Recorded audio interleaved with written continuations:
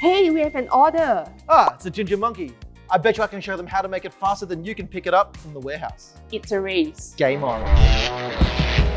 Now let me show you how to make the world's fastest ginger monkey. First you need to do is add some ice.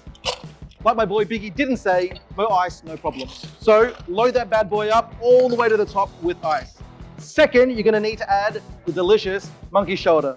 Delicious blended malt whiskey from Scotland. Give it a nice big slog over the top. Don't spill any because, like we just said, it's extra delicious.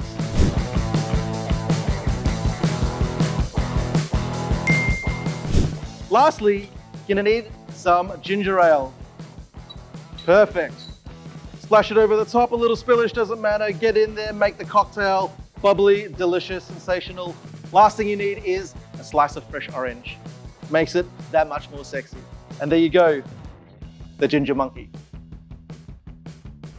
What took you so long? Oh, sorry, you win this round.